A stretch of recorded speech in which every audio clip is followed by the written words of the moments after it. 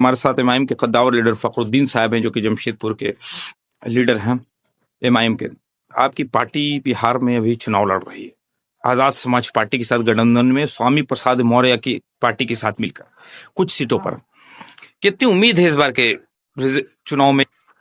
जो हमारे साथ गठबंधन है, जो हमारी गठबंधन का ग्रांड गठबंधन जो नाम है, उसका जो सीट है, हम लोग लगभग 20 सीट जीत रहे हैं, जिसमें एमआईएम का सीट अपना रहेगा 10 से 12 सीट, और जो आजाद समाज पार्टी है और जो मौर्य जी हैं उनका पार्टी का रहेगा 8-10 सीट। मैंने मिला जुला के हम लोग 20 से 22 सीट जीत रहे हैं। और बिहार में सरकार बनाने के लिए हमें शामिल करना अब उस तेजस्वी की मजबूरी होगी, जो कल तक हमें 6 सीट के लिए ये बता रहा था। एक्चुअली या हम लोग एमआईएम वाले लोगों ने अवैसी साहब के आदेश पे यह कहा था कि सेकुलर वोटों का बंटवारा ना हो, जिसका इल्जाम हम लोगों पे लगता है। इसके लिए हम लोग तेजस्वी का दरवाजा पे गए थे कि हमें 6 सीट दे दीजिए।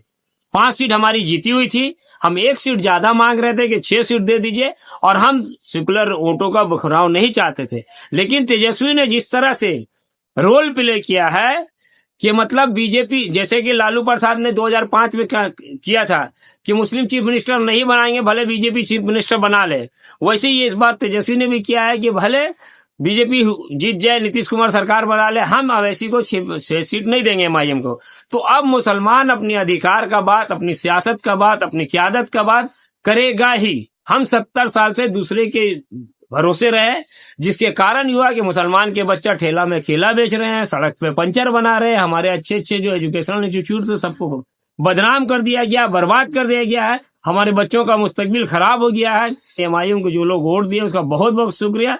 और हम लोग इसी तरह से कोशिश करके झारखंड से ही जो आंदोलन चला है, जो चीजें चली है, उसको हम लोग कल झारखंड में भी इस्तेमाल करेंगे।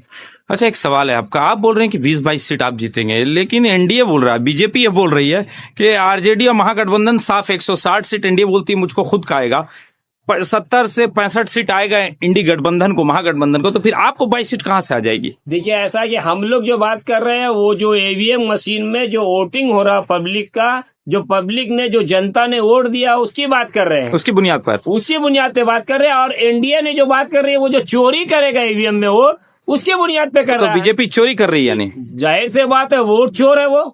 और आज से करिए, ट्रक का ट्रक ईवीएम गायब कर दीजिए। राहुल गांधी की बात सही है? यानी राहुल गांधी की बात नहीं, जो लोग भी हैं, ऐसा नहीं कि ये बात राहुल गांधी बोला, नहीं, उन्होंने तो सबूत भी दिया है, सबूत भी दिया। हाँ, राहुल गांधी उसको एक्सप्लेन किए हैं। तो ये चोरी 15 में भी किए थे, 19 में भी किए हैं, 25 में भी, 24 में भी किए हैं, और इनका चोरी से ही ये सरकार बना रहे हैं। लोकतंत्र की हत्या हो चुकी है।